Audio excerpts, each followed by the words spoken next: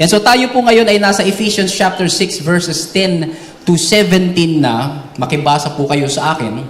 Ephesians chapter 6, 10 to 17. Sabi po doon, finally, sabihin nga natin finally. Amen. Finally, masarap pakinggan po yung finally. Ano po? Kapag ka po may mahabang program, finally. Kapag ka po mayroon pong inaabangan ka na dumating, finally! Yan, dumating na. Finally, sabi ni Paul, be strong in the Lord and in His mighty power. Put on the full armor of God. Sabihin nga natin, full armor of God. So that you can take your stand against the devil's schemes. Sabi doon. Then sa verse 12, for our struggle is not against flesh and blood, sabi po doon, but against the rulers, against the authorities, against the powers of this dark world, and against the spiritual forces of evil in the heavenly realms. Verse 13, therefore, put on the full armor of God. Binanggit ulit, sabihin nga natin, full armor of God.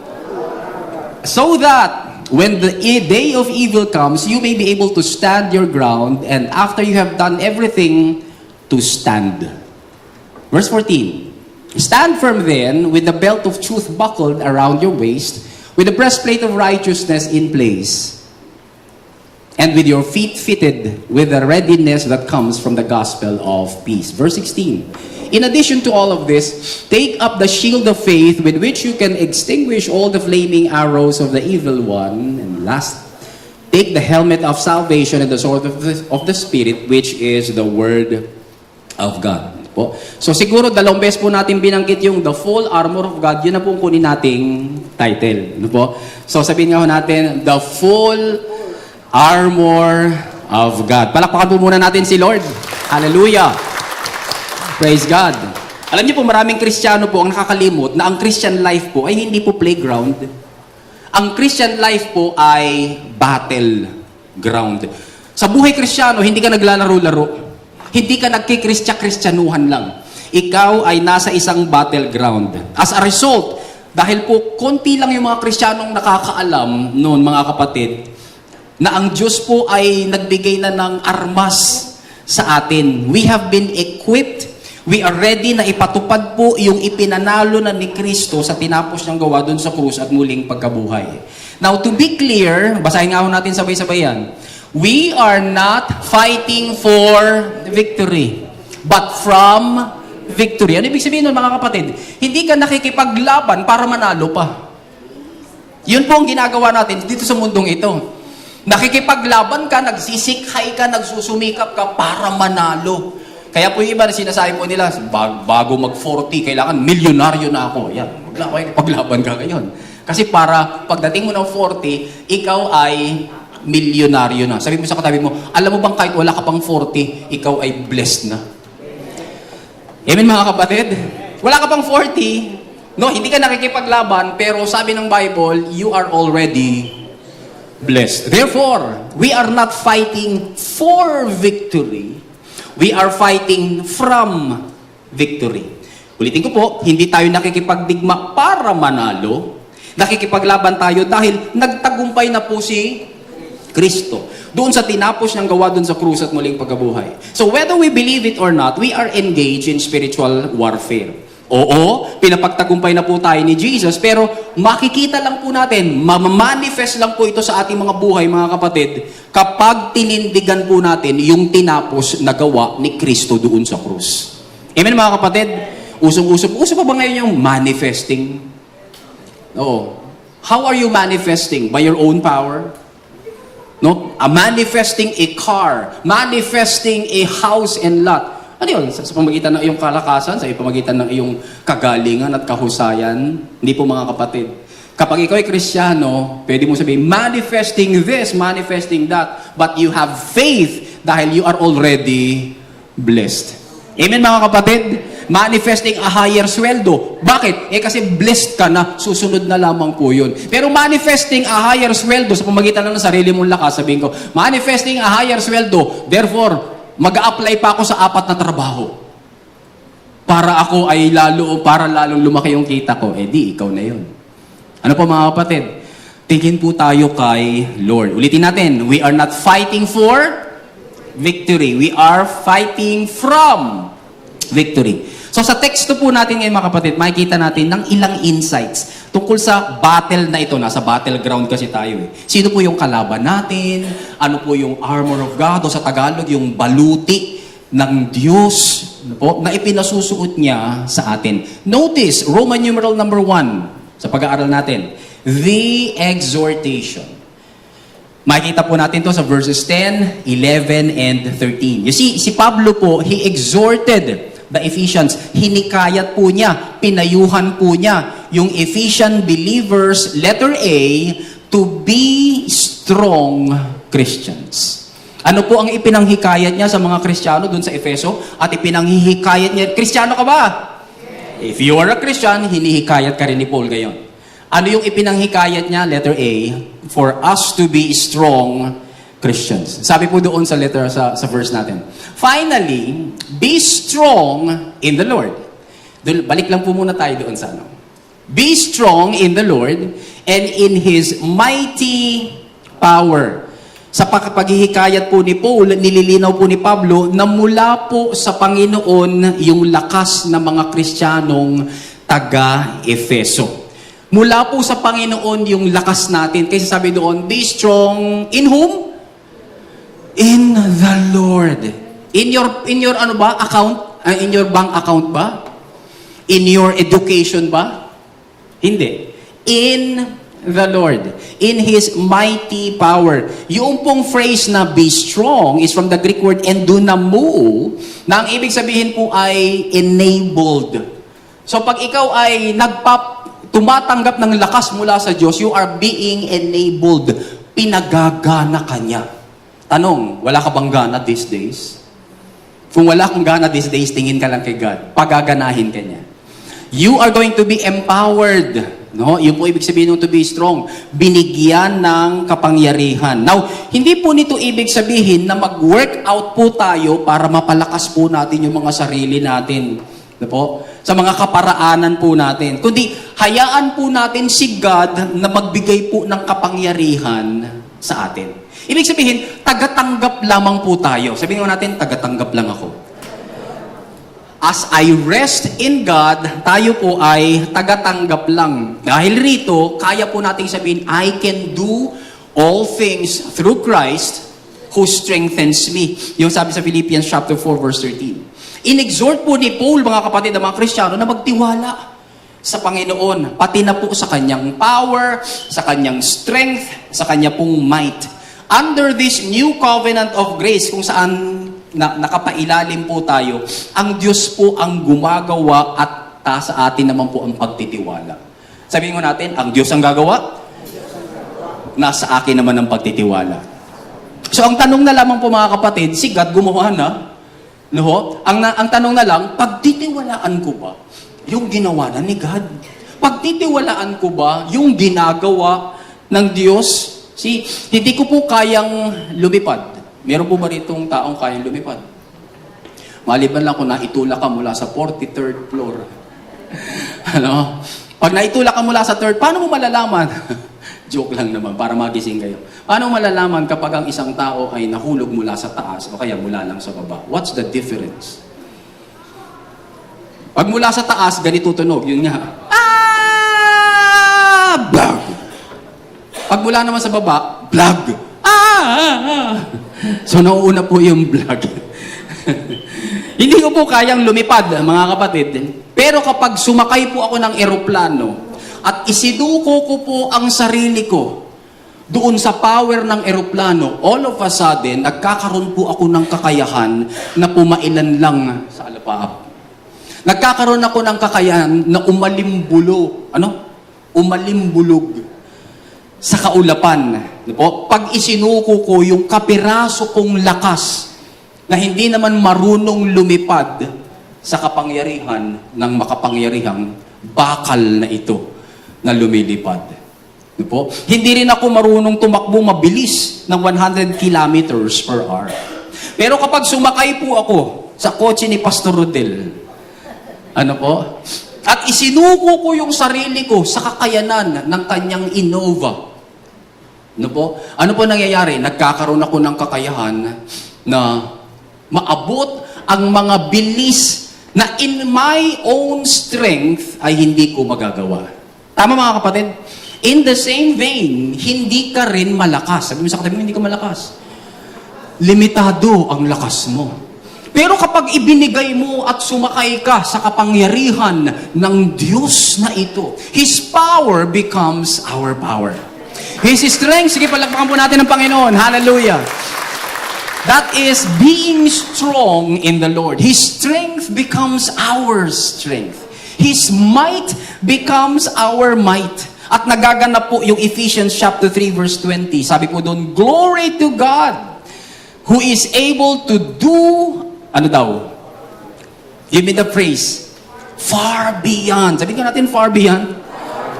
All that we could ask or imagine by His power at work within us. May mga hinihingi ka ba, kapatid?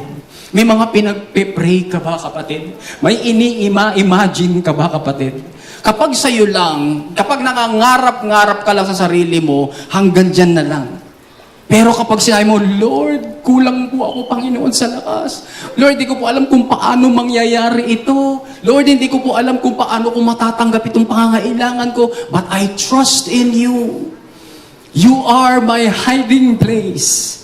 Ikaw po, Panginoon, ang aking taguan. Sa iyo ako nakatago. And then, pag ginawa mo yun, kapatid, sinasabi mo kay God, parang sinasabi mo, pinapahintulutan kita, Panginoon, na gumawa sa aking buhay. And then, huwag ka nang magulat, kapatid, kapag kumilos ang Diyos, all because sumakay ka. By your faith, sumakay ka sa kanyang kapangyarihan. Basahin nga po natin yung naka-bold lang, tsaka naka-incline ng konti. God is able to do far beyond by His power at work within us. Ulitin po natin. God is able to do far beyond by His power at work within us. Kung Kristiyano ka, kanino kumikilos yung power ng Diyos? Nasaan? Within us. Do you believe that? Now, it will happen to you if you believe.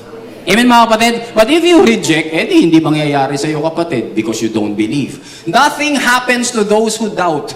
Nothing happens mga kapatid dun sa mga nagdududa. But if you believe, makikita mo yung pagkilos ng Diyos. Magulang ka ba kapatid? Huwag mong kayanin yan mag-isa. Ibigay mo sa Diyos. No? May sasabihin po na iba, mag-a-apply ako sa insurance para may pampaaral yung aking mga anak. Masalamat kung merong insurance. Pero alam niyo, may nagsasara. May nawawala. Pero kapag sinabi natin, Lord, hindi ko po alam kung paano po mapapaaral yung aming mga anak. Pero salamat po, Panginoon. Ikaw po magpapagraduate sa aking mga anak. Sa iyo po ako titingin. Salamat sa trabaho ko. Salamat sa negosyo ko, Panginoon. Salamat sa mga ekstrang kita. Pero kinikilala ko na lahat ng ito ay galing sa iyo. Anong ginagawa mo kapatid? You are entrusting your puny strength to the powerful strength of our great God. Amen mga kapatid? Ikaw ba ay anak? Ikaw ba ay estudyante? Kapus ka? Kulang ka sa wisdom? Tingin ka kay God. Humingi ka kay God. Sa Kanya nagmumula. Estudyante ka ba? Negosyante ka? Politiko ka ba? Are you a church worker? Be strong in the Lord. Ano po yung unang exhortation, mga kapatid, ni Paul, para sa atin, mga Kristiyano? To be strong Christians. Pangalawa, mga kapatid, verse 11, letter B. To be standing Christians. No? So, hindi ka lang dapat malakas na Kristiyano o matatag na Kristiyano, ikaw ay marunong tumindig na Kristiyano. Sabi po doon, put on the full armor of God so that you can what? Take your stand. Sabi mo nga sa katabi mo, be strong. Pangalawa, be standing. Yan, no? Huwag ka lang maging malakas, ikaw ay dapat tumindig. Ito pong dahilan mga kapatid kung bakit pinasusuot sa atin ng mga Kristiyano yung full armor of God, which is pag-uusapan po natin mamaya. Ito po ay para makatindig po tayo at nang matibay po nating malabanan yung mga pakana ng Diablo. Bakit ko po sinabing pakana? The word stand, mga kapatid, is the Greek word histemi, na ang ibig sabihin po ay established, maging matatag. To be fixed, maging matibay. Ang idea po rito mga kapatid ay hindi po yung casual standing na ginagawa po natin habang nagkukwentuhan po tayo mga magbabarkada sa kanto. Ano, sino nanalo kagabi? Tapos may loko-loko kang barkada na late sa usapan po ninyo, anong gagawin niya? Pupunta siya sa likod mo, titirahin yung alak-alak. Dahil ikaw naman, casual standing, anong mangyari sa'yo? Hindi po ito yung stand na casual standing. Ang stand po rito mga kapatid ay yung pong matibay kang nakatayo upang hindi ka matumba. Kaya po, yung mga sapatos, noon pong mga sundalo noon, Roman soldiers noon, mayroon pong spikes. Kung naglalaro po kayo ng golf, yung inyong sapatos, mayroon ding spikes. Para saan yun mga kapatid? Para kapag tumitira ka na, no, ikaw ay golfer, pag tumitira ka na, hindi ka dudulas. Matibay yung iyong tindig. Ganon din po dun sa Roman soldiers noon. Para pag nagdidigmaan, pagka idiniin na po nila yung kanilang paa, pwede na silang makipagdigmaan. That is the stand na sinasabi po ng Biblia. So that they could dig in, they could hold the ground and not be knocked off course. Po? Siyempre, susi rito kapag nakasuot ka ng full armor of God. Okay? So yan po yung exhortation ni Paul. Roman numeral number 1, the exhortation. Punta po tayo sa pangalawa. Tignan po natin kung bakit po sila in-exhort na to be strong Christians and to be standing Christians. Kasi naman, Roman numeral number 2, meron po tayong the enemy. Meron kasi tayong kaaway. No po? And dahil pag-uusapan po natin si the enemy, di siyempre unahin na natin, kilalanin natin yung enemy na yan. Let us talk about, letter A, his name. Yung pangalan po niya. Ipinakilala na po sa verse 11 kung sino po si enemy. His name is the devil. The word devil, mga kapatid, is the Greek word diabolos, na ang ibig sabihin po ay false accuser. So sa Tagalog, mamimintang ng mali at palso. Gusto mo bang kaibigan to? No, yun bang, lagi kang pagbibintangan ng mali, lagi kang pagbibintangan ng palso. Revelation chapter 12 verse 10, di natin bubuksan. Itong enemy na to, si Diabolos, ay slanderer. Ibig sabihin, maninirang puri. Siya po si Satan sa Matthew chapter 4 verse 10. Kilala rin po siya bilang the evil one. Sa Matthew chapter 13, 38 and 1 John chapter 2 verse 13. Siya po yung tempter. Siya po yung taga-tukso. Gusto mo bang kaibigan to? 1 Thessalonians chapter 3 verse 5. He is a fallen angel. No po? Luke chapter 10 verse 18. Who disguises himself as an angel of light.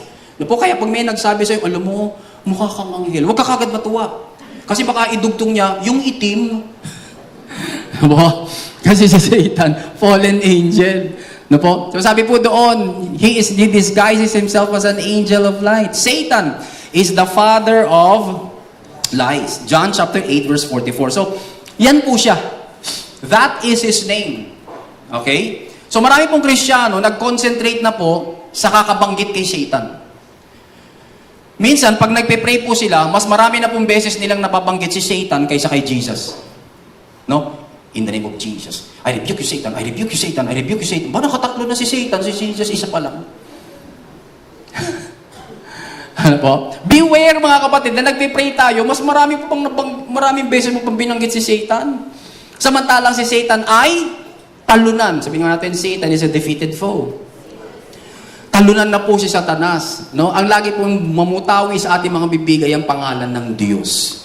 Ang pangalan ng Holy Spirit, ang pangalan ng ating Ama, ang pangalan ng ating Panginoong Hesus Kristo. Amen? So that's his name. Sinabi lang po natin. Pero pag-usapan din natin, letter B, his nature. His nature. Na po, sa pangalan po lamang, kitang-kita na po natin ang kanyang karakter. Since he made his first appearance sa pages of the Bible, ang trabaho na po ni Satan, ng Diablo, ang gawain na po ni Satanas, mga kapatid, ay ang magsinungaling. Sabi nga po natin kanina, nakita natin, magbintang ng mali, magbintang ng palso, po, manirang puri, manukso. Now, baliktad po ito sa ministry ni Jesus Christ. Baliktad po ito sa ginagawa ni Jesus Christ sa atin. Bakit? Ano bang ginagawa ni Jesus Christ sa atin? Ang ginawa ni Lord sa atin ay magsabi ng totoo.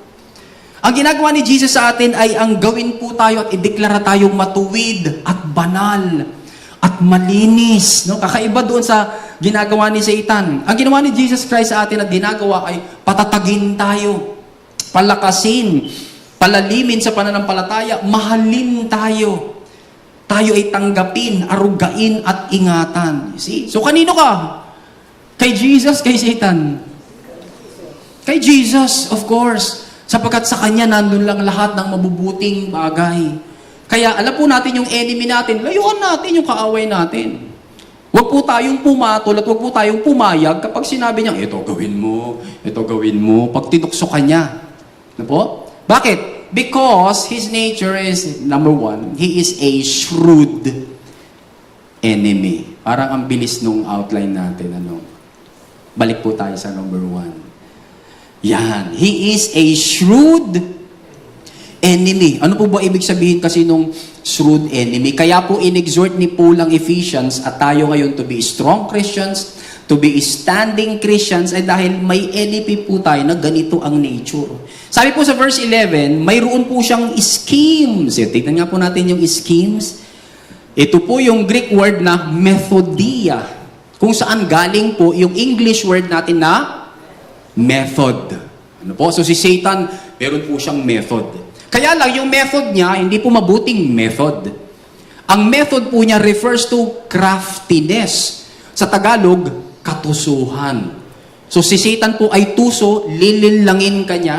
Tapos hindi lang yon, Satan is also a trickster. Kasi punong-puno po siya ng trickery, ng pandaraya, ng panlilinlang. No? So yan po ang ating kaaway. Yung pong word na ito mga kapatid, yung methodia, is the same word na ginamit sa Ephesians chapter 4, verse 14, na translated to lie in wait. Ano ibig sabihin po ng to lie in wait? Meron pong cheetah, tapos nakakita siya ng deer, tapos habang nandoon yung deer, nakatingin na siya doon sa deer, pumuporma-porma na siya, kung siya ay nasa mga damo, hindi siya nagpapahalata, tapos dahan-dahan na siyang gumagapang. Nakita niyo na po yan sa National Geographic. Tama po mga kapatid. And so, anong ginagawa nung cheetah yon? To lie in wait. Meron siyang craftiness. Yung kulay ko kasi ay ganito, printed. So therefore, kaya kong magtago sa pinagsamang green and brown na damo na natutuyo. Hindi ako makikita ng deer na ito. Yung buhaya naman mga kapatid, nandoon, nakalabas lang yung dalawang mata. May umiinom naman na hayop doon sa gilid noong pond.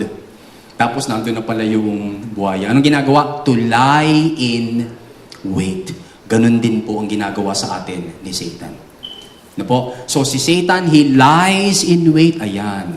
Nagbukas na ng Facebook. Palalabasin ko na yung mga sites na hindi nararapat. To lie in wait. Ayan na. Kapag may sumayaw na dyan, hindi na yan aalis eh. Pag may sumayaw dyan na nakatupis, hindi na yan aalis. See? Ang ginagawa ni Satan? To lie in wait. Okay? So, titignan po niya yung kahinaan po natin, tapos dun niya tayo ititrick. Now, isa lang po yung binanggit ko, isang kahinaan lang po yun, pero may iba pong klase ng kahinaan. Pero yun po yung gagawin sa atin ni Satan. Ayan, nalulungkot na siya. At dahil nalulungkot siya, kapatol na yan kahit kanino. You see mga kapatid? Bakit? Kasi nga po, si Satan is a trickster. So the devil's schemes are intended to distract us from Jesus. Nais po niyang mailayo po tayo sa ating affection kay Jesus. Walang pakialam si Satanas mga kapatid kung mabuti ka o kung masama ka, kung ikaw ay may moralidad o wala. As long na mapunta ang pagtitiwala mo sa sarili mo at hindi sa Panginoon. Gagamitin po niya ang lahat ng bitag para matukso kang tumingin at magtiwala sa sarili mong lakas, sa trabaho mo, sa iyong ari-arian, sa iyong pananalapi, pati sa ministry mo, even maging sa mga anak mo. Inaalagaan ko muna itong mga anak kong ito. Sabihin ni Satan, sige, alagaan mo muna yung mga anak mo yan. Kasi pagka lumaki na yan, pagka nagkatrabaho na yan, may libre ka ng panty. May bibili na sa'yo ng underwear, may magpapasyal na sa'yo, you see? Kaya, yung love ng parent na pure, naiiba tuloy. Kasi pumasok lang yung kaisipan na ganun. Po? Why? Because Satan is a trickster. Nagtitiwala po tayo mga kapatid doon sa kakayanan po natin. Basta tayo yung gusto ni Satan, maialis po niya yung tingin natin sa Panginoon. His aim, mga kapatid, is to separate us from Christ. Bagamat hindi na naman talaga tayo mahihiwalay kay Kristo, ang punto lang is, gusto niyang hindi mo ma-enjoy yung blessing ng Lord na supposed to be ay ini-enjoy mo na ngayon. Bakit? Kasi nga, ikaw ay na-trick niya. Samantalang si Jesus Christ, He is our life. And gagawin ni Satan, He will render us ineffective and barren kapag napatingin po tayo sa iba at nawala yung tingin natin sa Panginoon. Sabi mo sa katabi mo, tingin ka lang kay Jesus. Why? Because we have a shrewd enemy. Pero may pangalawang nature, mga kapatid. Itong enemy natin ito is not only a shrewd enemy, ayun na, nakalabas na pala. He is a spiritual enemy. Sabi doon sa verse 12, "For our struggle is not against flesh and blood, but against the rulers, against the authorities, against the powers of this dark world, against the spiritual," ano daw? "Spiritual forces of evil in the heavenly realms." Pakibasa nga po natin yung naka-bold, na naka-incline. Our struggle is not against flesh and blood, the spiritual forces of evil. No? So, ang struggle natin, hindi po sa laman. Ang kaaway po natin, mga kapatid, ay hindi po yung may dugo. Ang kalaban po natin, mga kapatid, ay yung spiritual forces of evil. Kalimitan, guilty po tayo sa pakikipaglaban sa maling kaaway. We will get at odds with our fellow believers. Inaaway po natin yung family members natin. Inaaway po natin yung ating loved ones. Inaaway po natin yung ating co-workers. So in short, ang inaaway mo, hindi spiritual, kundi flesh and blood. Itama natin. Sabi mo sa katabi mo, hindi tayo magkaaway. Amen? Hindi tayo magkaaway. Kung kayo sa isang pamilya, sa isang church, sa isang trabaho, sa isang fellowship, sa isang pagsasama-sama, hindi po natin kaaway ang tao. Meron pong spiritual force na nasa likod ng taong iyon. Kaya siya ay nagkaganon, o kaya siya ay sumasagot ng pabalagbag, o kaya dahil merong spiritual force behind that person, kaya po ganoon yung kanyang pananaw. Pero hindi siya yung kaaway mo. Hindi siya yung sasaksakin mo, aayispikin mo, mumurahin mo, pagagalitan mo. Hindi po. Bagamat dun nga po tayo kasi minsan nakatingin. Kasi ito nga, kaharap mo na. Kaharap mo na yung mukhang nakasimangot sa'yo. So therefore, dahil nakasimangot sa'yo, di sa kanino ko magagalit? Doon sa mukha. Doon sa taong nakasimangot. Pero merong spiritual force na nasa likod nun. O nasa loob nun. Kung bakit ganon siya at kung bakit ayaw niyang tanggapin yung payo mo kahit maganda naman. Ayaw tanggapin yung pangangaral natin mga magulang kahit okay naman. Biruin mo, nagpunta na tayo, papalik na tayo, papunta pa lang sila. Tama kapatid? Pero pag pinayuhan mo, ayaw tumanggap. Sabi mo sa anak, nauntog na ako dyan, huwag ka na rin mauntog dyan. Pero yun pa rin, dumiretso pa rin, nagpauntog pa rin. Okay? So, our struggle is not against flesh and blood. Ang kalaban po natin, mga kapatid, ang real enemy po natin is the devil. Siya po ang master sa pagtatanim ng kaguluhan. Pero makita po natin, talunan na po si Satan. Tinanggalan na po siya ng kapangyarihan. Hebrews chapter 2 verse 14. Ang modus operandi na lamang po ni Satan ngayon ay deception. Revelation chapter 12 verse 9 and Revelation chapter 20 verse 10. Isa po sa napuntahan po namin sa Korat o yung Nakhon Ratchasima, Thailand, ay yung pong Korat Zoo. O, dahil ang laki-laki po nung Korat Zoo, hindi ka pwedeng maglakad. Nagpaparenta po sila ng bike. Tapos sabi ko, mag-bike na lang tayo. Hindi, may golf cart. Doon na lang po tayo sa golf cart. So ako po yung naging designated na driver. So nagsimula muna kami sa mga ibon-ibon. Tapos hanggang sa dumating po kami, nakalagay na, ang laki ng billboard, The Predators. No? Tapos nandun na po yung sa Predators, syempre nandun na po yung tiger, nandun na po yung jaguar, nandun na po yung cougar, nandun na po yung puma, yung panther. Tapos umabot po kami sa leon. So bumaba po si Phoebe tsaka si Ephraim, tayo kukunan namin. May enclosure naman siya. Kasi alam naman po nila yung safety. May enclosure naman po siya. Tapos may bangin. Sa pagitan ng enclosure, may bangin. Tapos nandun na yung lion. Meron siyang open space. Tapos pagkakita sa amin ng lion, parang nagkukwentuhan silang mag-asawa eh. Pagkakita kay Phoebe tsaka kay Ephraim, sabi nung tumayo yung lalaki, sumimple lang muna yung lalaki. Tapos biglang naglalakad na gano'n, pero gumuno muna siya. Naglalakad, pero makikita mo, papalapit na kina Phoebe tsaka kina Ephraim. Kami mag-asawa, nandun po kami sa cart. Kasi sabi lang naman nila, kukunan lang daw naman nila ng picture. So, pero nakikita po namin. Pero habang papalapit siya, palaki na rin ang palaki yung kanyang sigaw. Yung alam mo yung mapupuno yung Kaya pala yung atungal ng leon ay naririnig, yung atungal ni Simba ay naririnig ng lahat ng hayop. Kasi napupuno po niya yung buong zoo. At parang tumatahimik po yung lahat ng mga hayop na nandoon kapag umatungal na po siya. Nung lumakas na po yung atungal niya, napatapak ako sa gasolina. Tawa ng tawa sa akin yung mga anak ko. Sabi, si Itayo, pinapaabanti na yung Ay, sabi namin ng mag-asawa, tayo na. Kasi baka makatalon yan doon sa bangin. So, nakuna naman po nila, and ganun po yung effect. Ngayon lang po kasi ako nakarinig. Iba yung pag narinig mo lang sa TV, kahit pa HD pa o yung sound pa ng TV mo ay pero iba yung nandoon ka mismo na maririnig mo talaga yung napupuno ng sound niya yung kapaligiran. Tapos parang may mga lilipat pang ibon. Kasi nga, umatungal yung king of the jungle. You see, gaya po ng isang leon, mga kapatid, na wala pong ngipin. Mag-imagine po tayo ng leon na may ngipin. Si Satan po, mga kapatid, ay leon, pero dahil talunan na po siya, wala na po siyang ngipin. Sabi mo sa katabi mo, Satan cannot hurt you.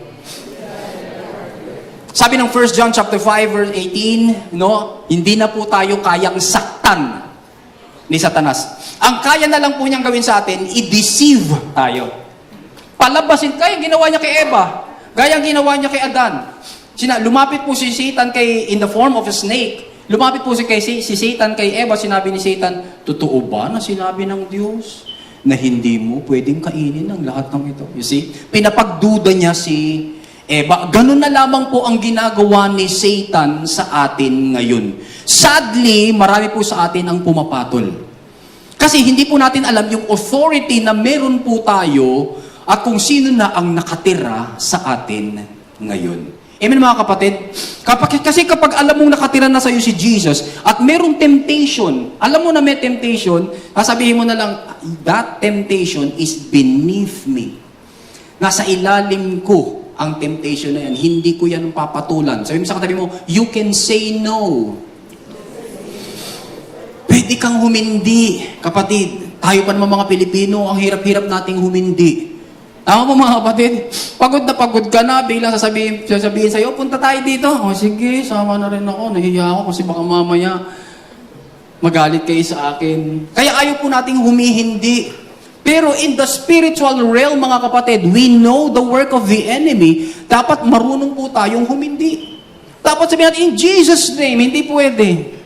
Jesus now lives in me. I am now already holy and righteous. Hindi na yan pwede sa akin. Tama po mga kapatid?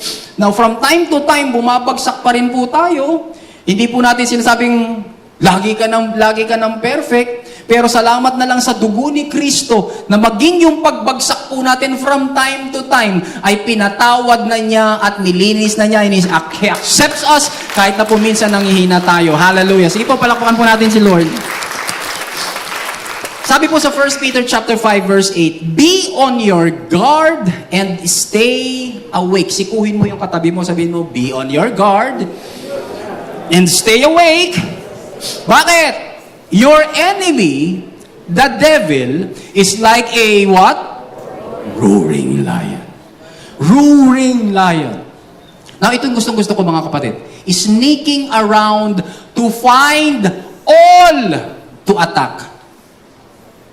Yung ba nakalagay? Ano, all ba nakalagay mga kapatid? Someone. Iba po yung all, iba yung someone. Pag sinabing all, damay-damay na tayong lahat. Kaya niya tayong atakihin. Pero pag sinabing someone, pwedeng hindi ikaw. Pwedeng iba. Tama mga kapatid? Sino yung someone na gustong atakihin ni Satanas? Di yung someone na hindi is strong, yung someone na hindi is standing. Amen mga kapatid? Pag hindi ka nagpapakalakas sa Panginoon, sa sarili mo lang lakas, maaatake ka ni Satanas. Nitong Satanas na ito, mga kapatid, na nakapustiso. Kasi wala na po siyang ngipin So therefore, ang meron na lang Satanas ngayon, gilagid. Now, tanong, kaya ka bang saktan kung ikaw ay hindi kakagatin, kundi gigilagidin? Gilagidin mo nga yung braso mo. Hindi pwede Wala na pong ngipin si Satanas. Kasi nga, disabled na po siya. Tinanggalan na po siya ng kapangyarihan. Kaya po, hindi ka na niya masasaktan. Kaya ang gagawin na lang ni Satan, he will roar. Kunyari magiging malaki siya. Kunyari, tatakuting ka niya.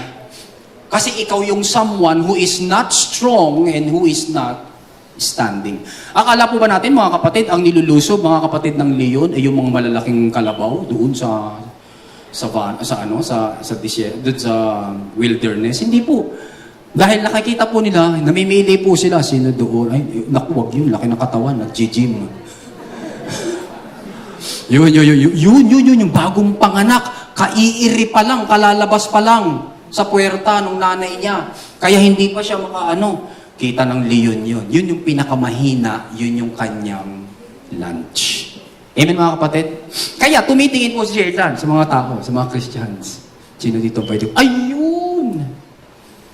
Mga mahina, hindi strong, hindi tumitindig. Bakit naman hindi tumitindig? Ay kasi hindi nagre-renew ng mind, hindi nagbabasa ng salita ng Diyos. Hindi nakikipag-fellowship, kaya walang nare-receive na encouragement mula sa iba. Kaya siya, paulit-ulit na lang nagpagre-relay ng problema niya. Kaya siya, lapit na lang ng lapit sa ibang Kristiyano, nagpapapray. Pag-pray nyo naman ako, lapit siya, pag-pray nyo naman ako. The same prayer request na sinabi niya doon, same prayer request dito. 3 weeks niya nang ginagawa. Kasi umaasa lang siya sa prayer ng iba. So si Satan, he roars, sneaking around, finding someone to attack. Amen mga kapatid? Sabi mo sa katabi mo, magpakalakas tayo. Tumindig tayo. Amen. No? So siya po mga kapatid ay spiritual enemy. Kapag nagbabantay po tayo, kapag gising po tayo at alerto, meaning, if we are being strong Christians in the Lord and in the power of His might, tapos standing Christians tayo who put on the armor of God, hindi po tayo mabibiktima ni Satanas. Pwede siyang magpain, pero hindi natin ito kailangan patulan. Hindi na po natin siya kailangan talunin dahil tinalo na po siya, ginapi na po siya ni Jesus Christ.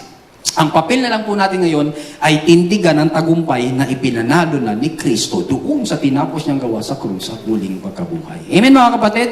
May tigmaan pa rin po ba? Sige, palapahan mo natin si Lord. Praise God. May tigmaan pa rin po ba? Meron. Pero hindi na ikaw yung gagawa kasi tinapos na nga pong lahat ni Jesus. So nakita po natin yung the exhortation, nakilala natin ang ating the enemy. Tingnan na po natin yung ating panlaban. The equipment Ayan. Sa verse 11, verses 13 to 17, pag-usapan po natin, put on, sabi doon, the full armor of God, so that you can take your stand against the devil's schemes. Talo tayo sa verse 13. Therefore, put on the full armor of God, so that when the day of evil comes, you may be able to stand your ground. Ano? Nakakadalawang banggit na ng stand. And after you have done everything to stand. So verse 14, stand firm then. Nakailang stand na? 4 na, ano? Tama ba? 4 na. Verse 11, take your stand. Verse 13, to stand. Verse 13, to stand. Verse 14, stand firm then with the belt of truth buckled around your waist. Ayan. So, babasahin po natin yan mamaya. So, kita po natin, ang pinapagawa lang po sa atin ng Panginoon, to stand. To stand. Maging matibay, maging matatag. Utos po ng Diyos, mga kapatid, sa bawat isa sa atin, to put on the full armor of God. Now, yung meron pong urgency, yung wala pong delay. Sabi nga po ng Nike, just do it. Ang verb po natin, mga kapatid, ay nasa middle voice. Ibig sabihin po ng middle voice, it's either pwede ka mag-put on, o pwedeng huwag ka mag-put on. Nasa iyo ang choice, kapatid. No? It is your choice to do it. You put on the full armor of God, you make the choice to initiate putting it on. Wala pong ibang Kristiyano na pwedeng mag-put on ng full armor of God sa iyo. Ito ay responsibilidad mo. Ikaw ba naman, 20 anyos ka na, sinusutan ka pa ba naman ng brief ng nanay mo? O anak ko, lagyan mo na rito. Hindi na, kapatid. No? Ikaw na. Ikaw ba naman, 25 years old ka na, habulin ka pa ba naman ng kutsara ng nanay mo? Gaganunin ka pa ba? Hindi na. Alam mo na. In fact, hindi na lang kutsara ang alam mo ngayon. Marunong ka na rin mag-chopstick. No? Nakapag-aral ka rin ng ibang paraan kung paano kumain. At kung walang kutsara at walang chopstick, ay ano? Kamay, basta may budol fight. Huwag ka naman nasa fine dining, nagkakamay ka. Kasi may kutsara din naman doon. Huwag ka namang nasa kasal, ikaw ay nagkakamay. May kakayanan ka na, pero kaninong responsibility gamitin mo yung kakayanan mo? Sa'yo. No? Kung iasa mo pa ba naman yung putting on the full armor of God sa iba, hindi ka rin nila madadamitan. Diba? So therefore, nasa atin na po yun, walang ibang maglalagay nito sa atin. At hindi rin tayo pupuwersahin ng Diyos kahit na gustong-gusto niya, kahit na kalooban niya, acceptable na kalooban po niya, ang isuot mo ito. Parang ganito rin po, sa salvation, hindi po tayo puwersahin ni God na sampalatayanan natin siya. Pero ginagawa ng Diyos ang lahat ng paraan para ang lahat ng tao ay makapakinig ng mabuting balita ni Kristo. Si Jesus, sabi sa Revelation, kumakatok siya, pero hindi niya po gigibain ang pintuan, mga kapatid, para makapasok siya sa iyo. Pagbubuksan mo siya, at salamat, sabi sa kapatid mo, salamat, pinagbuksan mo siya. Ikaw ang pumili, kapatid. You chose to believe in Jesus. So therefore, ganoon din po ito. We choose to put on the whole armor of God. So ang tanong, sino susundin mo? Sarili mo o si God? Kung sinabi ni God, Anthony, put on the full armor of God kasi may enemy ka. Dapat manginig na ako. May enemy nga ako. I must put on the full armor of God. Amen? Nabasahin nga po natin ito, mga kapatid. To put on the whole armor of God, the full armor of God, nandiyan po ba? Yung susunod na po, na slide. Yan. Sabay-sabay nga ako natin basahin. To put on the full armor of God is to put on the Lord Jesus Christ. Kasi ang tanong po natin, if I'm going to put on the full armor of God, paano ba isuot yan? Aba, ang pagsusuot pala ng full armor of God ay kapag suot mo si Jesus. Kapag nasa iyo si Jesus Christ. Ano po? May babasahin po tayo sa susunod na talata. makikiusap po ako, habang binabasa po natin itong susunod na talata, ang nais ko po mga kapatid, muni-muniin po natin, i-meditate nga po natin mga kapatid, kung kailangan ba talagang sa panahon natin ngayon, ay dapat po tayong strong Christians. Ay dapat po ba talagang standing Christians tayo? Ay dapat po ba talagang isuot natin ang baluti ng Diyos? Habang binabasa po natin ang verse na ito na inilabas na po kagad nila. Yan. So sabi po diyan, yamang alam natin ang panahon. Ano po mga kapatid? Nung sinabi po yan ni Paul, noong 2,000 years ago, nang isulat po yung sa Aklat ng Roma, yamang alam po natin ang panahon, may panahon po sila noon. Pero nakikibasa po tayo ngayon 2,000 years later. Amen mga kapatid? Tanungin mo ang katabi mo, alam mo ba ang panahon ngayon? Alam mo ba kung anong panahon mayroon tayo ngayon? Alam po natin mga kapatid? Alam na po natin yung panahon natin ngayon sa kasalukuyan. Sabi po doon, ngayon na ang takdang oras na dapat tayong gumising mula sa pagkakatulog. Ibig sabihin, ito na yung takdang oras mga kapatid, mamuhay na po tayo ng may kamalayan. Mamuhay na po tayo na conscious tayo sa pagdating ni Jesus Christ. Mamuhay na po tayo mga kapatid na alerto at aktibo sa ating pananampalataya. Sa halip na maging ikaw ay kapatid ay titatamad-tamad, aandap-andap, kampante ka lang, wala kang pakialam. Bakit po mga kapatid? Sapagkat ang ating kaligtasan ay higit ng malapit kaysa noong tayo ay sumampalataya. Na-born again po ako mga kapatid. Nasabi ko na po sa inyo, April 24, 1985. So that was 40 years ago. 40 years ago, sariwan-sariwa pa ako. 25 years old. Nung time na yun, mga kapatid, parating na si Jesus. Yun yung panahon noon. Sinasabi namin, malapit ang dumating si Jesus. Malapit ang dumating ang Panginoon. Lumipas na ang 40 years, marami nang naganap, mas malapit na bang dumating si Jesus ngayon kaysa 40 years ago? Yes. Kaya ang sabi po doon, ang ating kaligtasan ay malapit, ay higit ng malapit kaysa noong tayo ay sumampalataya. Ang sabi po ng verse 12, papalipas na po ang gabi.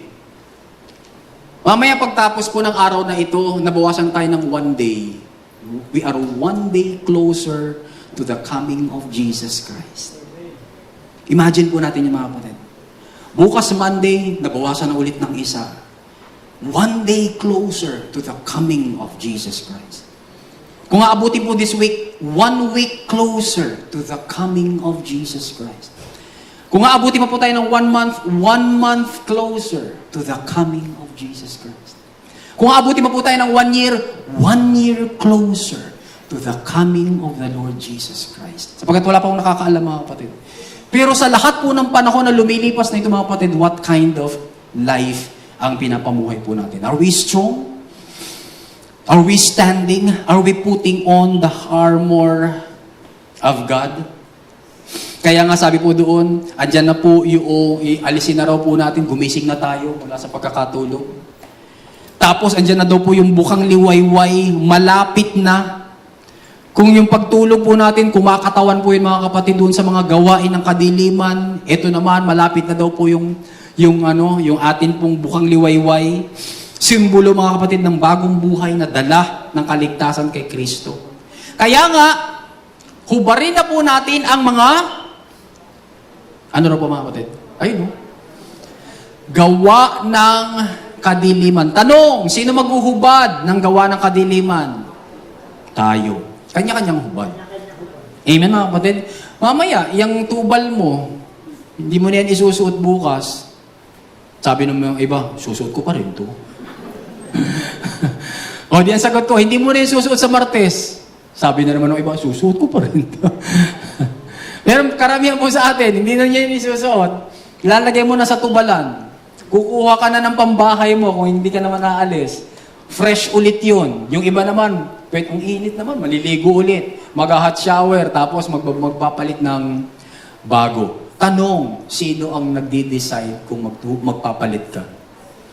Ikaw. Amen mga kapatid? Kaya nga sabi po doon, hubarin na natin ang gawa ng kadiliman. Kasi minsan, kahit na Kristiyano na po tayo, meron pa rin po tayo mga nagagawa na gawa ng kadiliman na hindi nagre-represent kay Kristo na siyang hari ng kaliwanagan. Tama po ba mga kapatid? Tinaas ko na yung kamay ko. Salamat po doon sa mga kasama ko din. Yung mga hindi nagtaas, talagang kayo po ay nasa kaliwanagan na. Talagang kayo po ay kukunin na ng Panginoon. Ano po? Meron pa po ba tayo nagagawa minsan ng gawa ng kadiliman? Sa salita, sa isip, yung mga desisyon po natin. Tapos biglang napapabigla ka, tapos pag nagawa mo na, nabigla mo na, sabihin, ba't ko ba nagawa? Ba't ko ba nasabi yun? Ba't ganun yung inasta ko? Gawa po yun ng kadiliman. Kaya may responsibilidad po tayo, hubarin na natin yan. Yung gawa ng kadiliman. Hindi ako maghuhubad ng gawa ng kadiliman mo.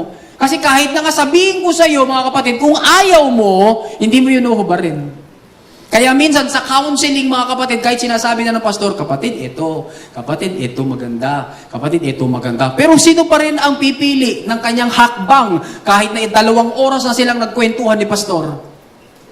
Siya pa rin. Ano po? Paglabas niya doon sa counseling, sabihin niya, tama naman yung sinabi ni pastor, pero masarap to Tuloy ko pa rin. Ano po? So, sino pumili? Ikaw. So, ganun din po dito. Tayo na pong maghubad ng ating gawa ng kadiliman. Tapos, syempre, pag nakapaghubad ka na, may isusuot ka. Ano yun? Isuot natin ang baluti ng liwanag. Sa English, the armor of light. May binanggit na armor. Sabi po doon sa verse 13, mamuhay tayong marangal, tulad ng pamumuhay ng tao, kapag araw. So sabihin niyo po sa akin ngayon mga kapatid, need ba talaga natin dapat maging strong tayo? Sa panahon natin ngayon? Need ba talaga natin mga kapatid na maging standing Christians tayo? Need ba talaga natin mga kapatid dapat sinusot natin talaga yung armor?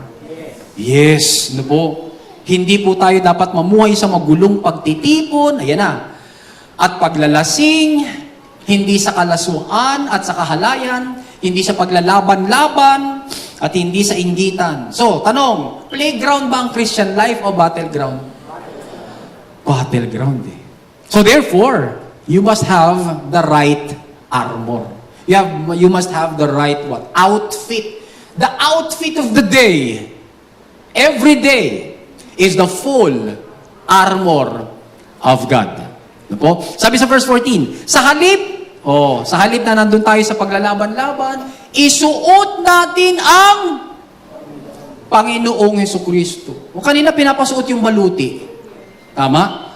Therefore, sino yung baluti? Kung isuot mo yung baluti ng liwanag, ang baluti pala si Jesus Christ. Kaya nga, hindi ikaw ang nakikita ni Satanas. Sapagkat kapag nakasuot ka ng baluti, nasa loob ka. Amen mga kapatid? Mali ba na lang buksan mo to? Ako ito. Hindi mga kapatid Nakabaluti ka na At ang nakikita ng kaaway ay si Kristo. Amen mga kapatid? Kasi mananampalataya ka na. Kaya nga may nag-cast out do sa Book of Acts. Nag-cast out, ginagaya kasi nila yung mga apostol. Hindi naman sila Kristiyano. Binugbog po sila ng mga demonyo. Sabi ng mga demonyo, kilala ko si Kristo, kilala ko si Pablo, pero ikaw hindi ko kilala. Therefore, binugbog po sila ng mga demonyo. Pinahirapan po sila. Pero hindi ka ganon. Sapagkat ikaw ay anak ng Diyos. And Jesus Christ is your full armor. Hallelujah! Praise God! So therefore, Jesus Christ, basahin pa natin, is the full armor of God. Kaya naman pala 3 times na binanggit sa teksto po natin yung posisyon ng pagtindig. Titindig ka na lang. Tinapos na po kasi lahat ni Jesus Christ doon sa kanyang krus, sa ginawa niya sa krus at sa kanyang muling pagkabuhay para tiyakin na tayo po ay tagumpay na. So sa biyaya po ng Diyos, ay ipapatupad na lamang po natin ito sa mga buhay natin. So pag-usapan nga po natin mga kapatid, isa-isa yung equipment natin. Ano-ano ang mga bahagi ng equipment na ito? Meron po tayong konting illustration dyan. Yan. The full armor of God. Of course, nagvavary po yan mga kapatid. Kasi hindi ko alam kung sa Divisoria yung pinagawa. Kasi baka may mas magaganda pang armor dyan. Pero yan po yung armor. Yan yung kompletong armor. Nandyan yung breastplate of righteousness, nandyan yung belt of truth, nandyan yung helmet of salvation, nandyan yung shield of faith, nandyan yung shoes of the gospel of peace, nandyan yung sword of the spirit. Unahin po muna natin, letter A, the belt of truth. Yan. No? So ang suot po ng mga kalalakihan ng mga kapatid ay long flowing garments. Long flowing garments. Kaya sila po, pagka naka-garment ka lang, di maluwag ang ano mo. Maluwag ang lakad mo. Pero kapag may digmaan, susuot po nila ngayon yung belt of truth. Tapos, gagawin po na, hihilahin po nila yung mahaba nilang garment, itatakin po nila habang nakaakap na mahigpit yung belt of truth para umiksi hanggang dito. Bakit? Para pag nakipaglabang po sila, pwede na silang bumuka ka. Kasi kung naka-long flowing garments pa rin po sila mga kapatid, hindi ka makakalaban.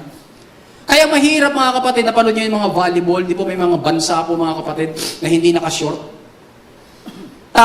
Natatalo sila lagi, maliban lang kung magagaling talaga yung mga players nila.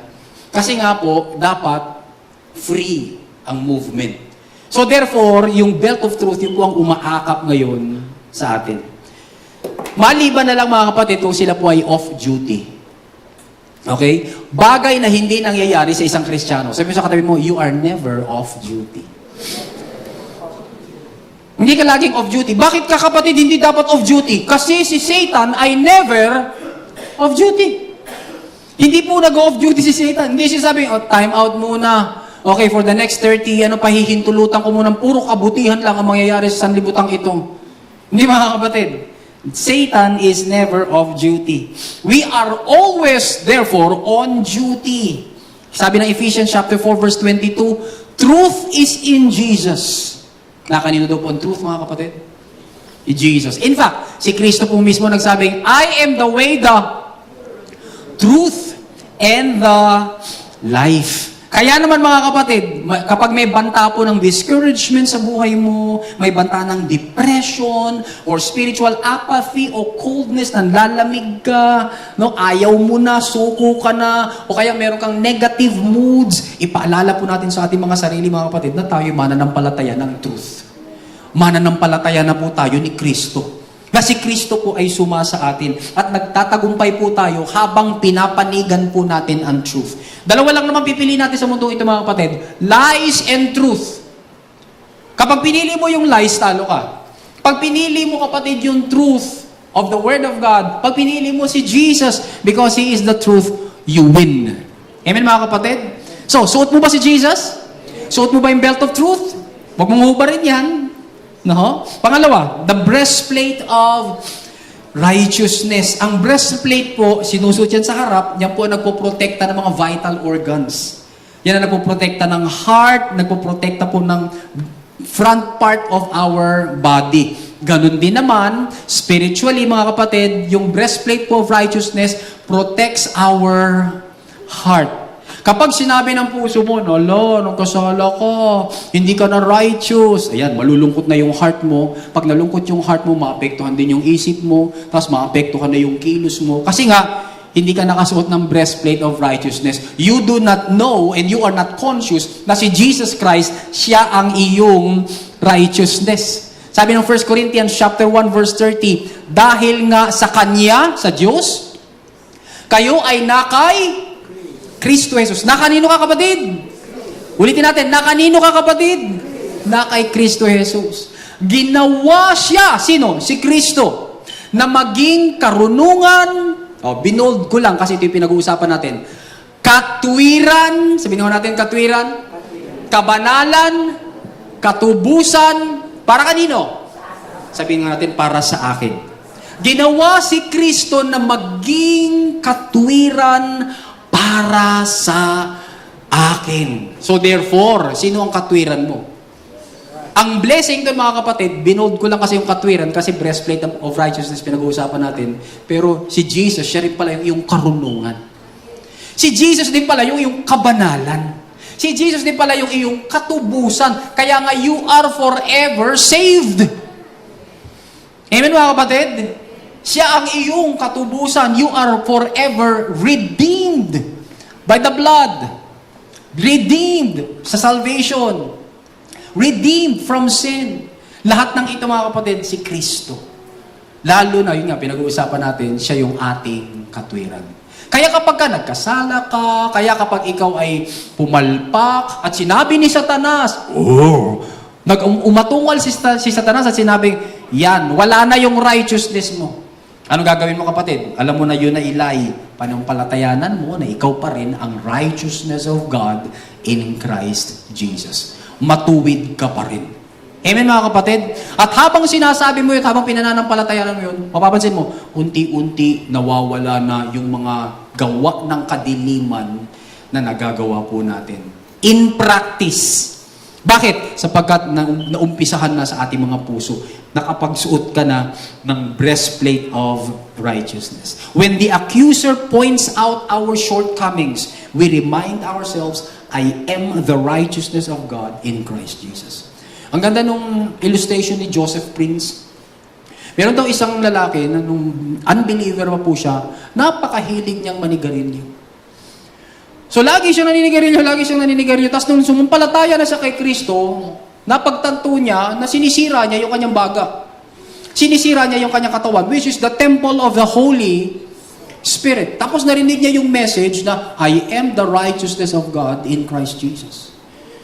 At nung narinig niya po yun, mga kapatid, prinactice po niya, kaya lang nanghihina siya dahil sa tuwing makakapanigarilyo siya, sabihin sa kanya ni Satan, you are not the righteousness of God in Christ Jesus.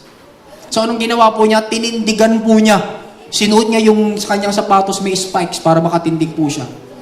At habang siya po ay naninigarilyo, no, sinasabi niya, I am the righteousness of God in Christ Jesus. Birin niyo naninigarilyo siya. Pero sinasabi niya, I am the righteousness of God in Christ Jesus.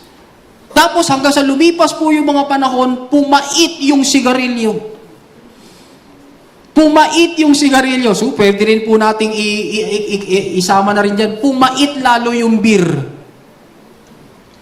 Habang sinasabi niya, I am the righteousness of God in Christ Jesus. Hanggang sa naputol po yung bisyong iyon. Bakit? Because his heart believed. And when his heart believed and exercised yung faith, sumunod po yung behavior. Amen mga kapatid? So yung behavior po natin na hindi pa maayos, hindi po yan mapuputol sa pagka nagdabog-dabog kami rito ni na Pastor James at ni na Pastor Rodel. At sinabi sa inyo, putulin ka! Hindi yan mapuputol mga kapatid. Mapuputol yan kapatid kapag tinindigan mo. At kahit na ikaw ay bumabagsak-bagsak pa rin, nangihina pa rin, pero titindigan mo, Lord, binago mo na po ang puso ko. Lord, inayos mo na po ako. Lord, ginawa mo na po akong banal. Kaya kahit na nakataya pa rin ako at nag-aabang ako rito sa kanto ng kung sinong mananalo, Panginoon, I am the righteousness of God in Christ Jesus. Ano mangyayari mga kapatid? Dadating yung time, hindi ka natataya. Dadating yung time mga kapatid, kikilos na yung katawan mo ayon sa iyong pinaniniwalaan. Why? Because you are now walking by faith. Gumagana na po yung blessing ng full armor of God. Sabi mo nga sa katabi mo, I am the righteousness of God in Christ Jesus. Amen mga kapatid? I am the righteousness of God in Christ Jesus. Letter C, shoes of the gospel of peace. Kanina pa natin binabanggit yung pagtindig. Matibay tayo nakakatindig sa mga paa natin. Dahil sa good news ng peace. Ipinapahayag po yung mabuting balita ng good news na ang Diyos po natin ay God of peace. Na ang Diyos po natin ay ipinakipagbati na po tayo ng Diyos sa kanyang sarili. 2 Corinthians chapter 5 verse 19. He is the God of peace. At ito po ang nagbibigay sa atin ng stability and katatagan na malaman na meron na po tayong peace with God. Na hindi po galit si God sa atin. At hindi na siya kailanman magagalit sa atin. Bakit? Sapagkat ibinuhos na nga po niya yung lahat ng galit niya sa kasalanan doon sa katawan ni Kristo, doon sa krus. Kaya wala na pong natira si God na galit para sa atin. Kaya ngayon tayo mga anak na niya, ang natitira na lang para sa atin ay love. That is why God loves you very much. Iniibig po niya tayo. Hindi siya naglilista ng ating mga kamalian. 1 Corinthians chapter 13, verse 5. Ang lahat pong ito, mga kapatid, ay sa pamamagitan ni Kristo. Bakit? Jesus Christ is the Prince of Peace. Isaiah chapter 9, verse 6. Basahin nga po natin ito, mga kapatid. Kapag idiniklara natin ang gospel of peace sa iba, meaning sinishare na rin natin yung mabuting balita, ipinapahayag natin ang way of peace. Luke 1:79. Na patungo naman sa God of peace. Romans chapter 15, verse 33. Ang way of peace ay sa pamamagitan ng krus ni Kristo. Colossians 1:20. You cannot experience peace apart from the cross of Jesus Christ. Hindi ka magkakaroon ng peace kapag humithit ka ng marijuana. Hindi ka magkakaroon ng peace kapag uminom ka nito o kapag ka ikaw ay nagbakasyon, kahit nagbakasyon ka pa. No? Ang peace ay sa pamamagitan lamang ni Jesus. Because of Jesus, the Prince of Peace, tayo ay may peace with God. Acts 10:36 and Romans 5:1. See? So si Jesus ang ating truth. Si Jesus ang ating breastplate of righteousness. Si Jesus po, mga kapatid, ang ating peace. Bati po kayo ng Diyos.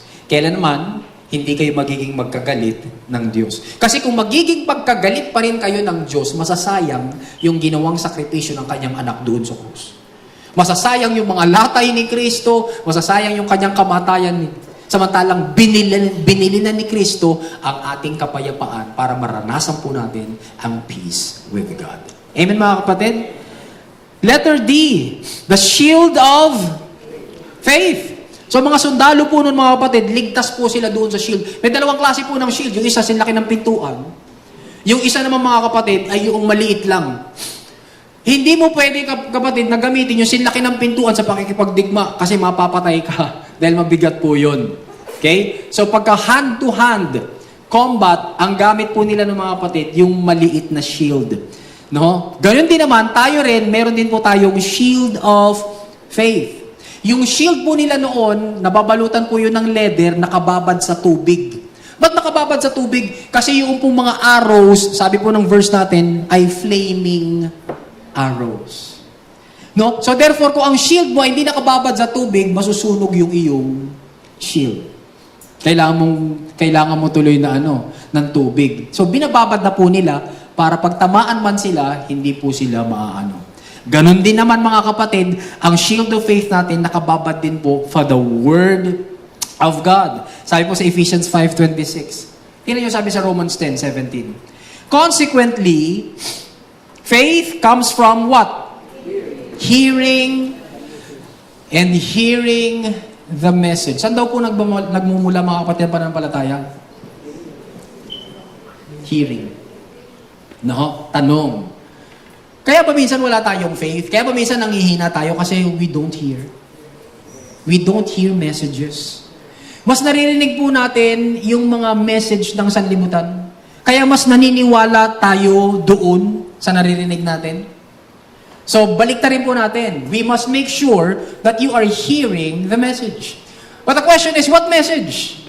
The message is heard through the Word about Christ. You see, malinaw po, mga kapatid, na ang dapat mong pakinggan para magkaroon ka ng pananampalataya ay yung mensahe tungkol kay Kristo. Tungkol sa tinapos niyang gawa doon sa krus at muling pagkabuhay. Hindi po yung 100% Bible kagad, no? Kundi yung message ng full grace. Yung message, mga kapatid, ng finished work ni Jesus. Pag napunta ka, halimbawa, sa Book of Psalms, hanapin mo pa rin si Jesus. Nandun si Jesus. He is the shepherd of Psalm 23. Pag napunta ka, kapatid, sa iba pa, doon sa Genesis, nandoon pa rin si Jesus Christ. Bakit, mga kapatid? Kasi nga, Jesus is the Word of God. Amen? So, makita po natin, mga kapatid, kapag pinapakinggan po natin lagi yung tinapos na gawa ni Kristo, nadidevelop po yung ating faith. Nadadagdagan po mga kapatid yung ating kaalaman. No?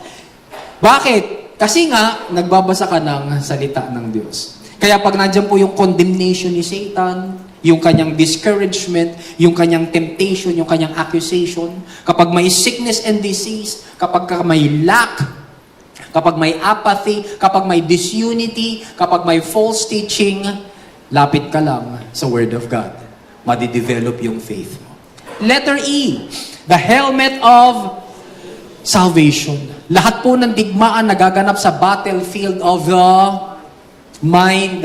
Dito yan nagsisimula sa utak, sa isip. Since ayon sa Colossians 2:15, ang kaaway po natin si Satanas, sadyang tinalo na po ni Kristo, the only way, paulit-ulit po ako, that Satan will succeed in our lives is when we believe his deception. Kapag kumampi po tayo sa Kanya.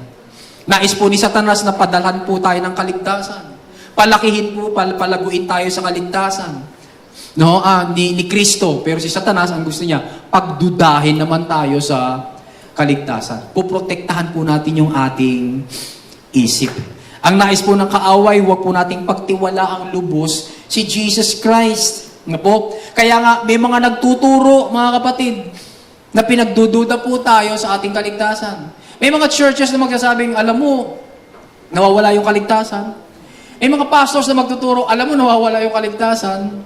Pero dito po sa ating church, ang turo po natin, because of the finished work of Jesus, hindi na mawawala yung kaligtasan mo. You are forever saved. Amen? Not because of what you do, but because of the finished work of Jesus. Sige, palapakan po natin si Lord. Sa ibang churches, mga kapatid, kinakailangan dagdagan po nila ng kanilang gawa yung salvation para maligtas po sila. O kaya para ma-maintain po nila yung kanilang kaligtasan. Pero dito po mga kapatid, because of the grace of God, hindi po kailangan yung ambag mo at yung contribution mo kapatid para maligtas ka at para mapanatili mong ligtas ka. You are saved only because of the blood of Jesus Christ. And because of the goodness of God, siyempre gusto mo gumawa ng mabuti. Pero hindi yun ugat ng iyong kaligtasan. Yun ay bunga ng iyong kaligtasan. Amen mga kapatid? So, ingatan po natin yung ating isip. Yung isip, dyan po nagkakaroon ng pagdududa. Letter F, the sword of the Spirit. Again, may dalawang klase po ng sword nung digmaan po nila. Isang mahaba, isang maiksi. Okay? So, hindi po pwedeng gamitin, mga kapatid. Halimbawa, na naglalaban kayo nung kalaban mong sundalo, nandun kayo sa loob ng isang barilis, ang gamit mo yung mahaba. Sino patay? Nasa loob lang kayo na isang baril. Kayong dalawa. Ang gamit niya maiksi, ang gamit mo mahaba. Sino patay? Patay ka. Bakit? Hindi mo maiwawasiwas yung mahaba. Kailangan maiksi lang. Amen? Ganito din po rito. Ang ginagamit po nila rito mga kapatid ay yung sword na Makaira. It is only 2 feet. About 60 centimeters. Used for close hand-to-hand combat. Yun po yung sword nila. Spiritually, meron din po tayong sword. May dalawang klase tayo ng sword. Yung tinatawag na Logos. Ibig sabihin, pag tinignan mo yung Word of God from Genesis to Revelation, tawag po dun sa general Word of God, Logos. Pero, ang kailangan po nating sword, yung for specific situations. Yung po yung Rhema. Okay? Ginamit po yun ni Jesus Christ. Nakita po ito sa buhay ni Kristo nang tuksohin po siya ni Diablo. Sa Matthew chapter 4, verses 1 to 11, sabi ni Satan sa kanya, oh, total, ikaw naman pala ay anak ng Diyos eh. So you turn these stones into bread. Kasi 40 days and 40 nights ka na nagfa-fasting. Ano sabi ni Jesus Christ? It is written. Tumakbo po si Jesus Christ sa Word of God. Sa sword of the Spirit. It is written, man shall not live on bread alone, but by every word that proceeds out of the mouth of God. Tapos, dinala naman siya ni Satan, mga kapatid, doon sa pinakamataas na tuktok. Ay sabi niya, if you are the Son of God, throw yourself down. Sumagot na naman po si Jesus Christ, it is written, do not put the Lord your God to the test. So, hindi sumasagot si Jesus Christ sa sarili niya. Tumatakbo siya lagi sa Word of God, sa sword of the Spirit. Tapos, lastly, pinakita ni Satan sa kanya yung lahat ng kingdoms of the world. And sabi ni Satan, if you're going to bow down to me, I will give these kingdoms of the world to you. Tumakbo uli si Jesus Christ, the Word of God. Sabi ni Jesus Christ, it is written. Worship the Lord your God and serve Him only. Mga kapatid, mahalaga po bang may alam tayong salita ng Diyos? Amen. Ang salita po ng Diyos, hindi lang natin makukuha sa church. Ang salita ng Diyos nandyan sa inyong cellphone. Punta po kayo sa Bible Gateway, magbukas po kayo doon ng kahit na anong translation, magbasa po tayo ng salita ng Diyos. Kapag dumating si Satan, mga kapatid, dumating ang Diablo, dumating ang manlilinlang, at tayo'y lilinlangin sa isip po natin. Suot po natin yung helmet of salvation, gamit po natin yung word of the Spirit, yung sword of the Spirit, sasabihin po natin, it is written. Amen, mga kapatid? Ang masaya dun sa kwentong yon sa Matthew chapter 4, verses 1 to 11, sabi sa verse 11, then the devil left him, and the angels came and attended him. May umalis, may dumating. Sino umalis? Si Satan.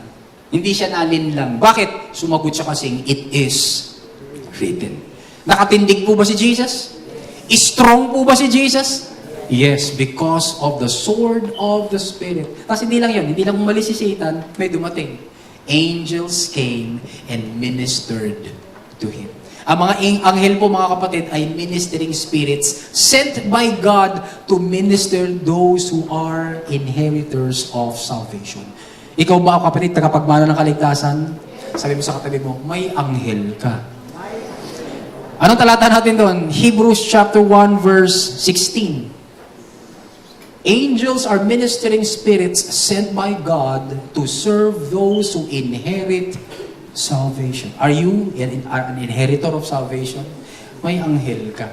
Hallelujah. Gaano ka-powerful ang isang angel, mga kapatid? An angel in the Old Testament can kill 185,000 enemy soldiers.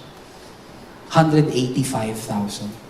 Siguro kasi yun lang yung bilang ng mga kalaban. Kung naging 200 pa yun, patay pa rin po ba yung ano?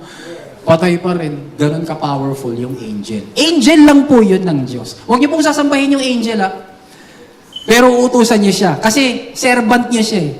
Kaya pag umaalis po kami ng bahay, sa amin, araw-araw, kapag aalis po kami, sabihin po namin, angels of God, bantayan niyo ang aming mga pusa, bantayan niyo ang aming bahay, bantayan niyo sa pangalan ni Jesus. In Jesus' name. Amen. Wala bang tao sa bahay mo ngayon? Utusan mo na yung anghel mo. Sa pangalan ni Jesus, inutusan kita, anghel, bantayan mo yung naiwan kong sinaing. Hindi ko nahugot. Pero dahil hindi siya physical, hindi niya mauhugot yung sinaing. Kasi wala siyang kamay. Ito po yung dahilan kung bakit ini-encourage tayo, mga kapatid, ang bawat isa sa atin na magbasa, mag-aral, magbulay-bulay, magmemorya ng salita ng Diyos. Para maging pamilyar po tayo sa sword of the Spirit at patuloy tayong maging strong and standing Christians. Naku po natin, mga kapatid, take away. Sabay-sabay nating basahin. Our take away. Jesus lives in me, and I put on the full armor of God so that I can be a strong and standing Christian. Father, maraming salamat po sa pista ng iyong salita. Dalangin namin, Panginoon, maiuwi po namin ito, mabalik-balikan, mabasa po namin ulit mamaya ang Ephesians chapter 6, 10 to 17, Lord God. Salamat, Panginoon, natutulungan mo kaming patuloy na tumindig, maging malakas, Panginoon, sa mga panahong ito. Lalo na mas dumami pa po ang gawa ng kadiliman. Salamat po, Panginoon, na dahil ikaw ay nakatira na sa amin, you are our armor, you are our righteousness, our truth, our salvation. You are the God, you are the Prince of Peace, Lord God.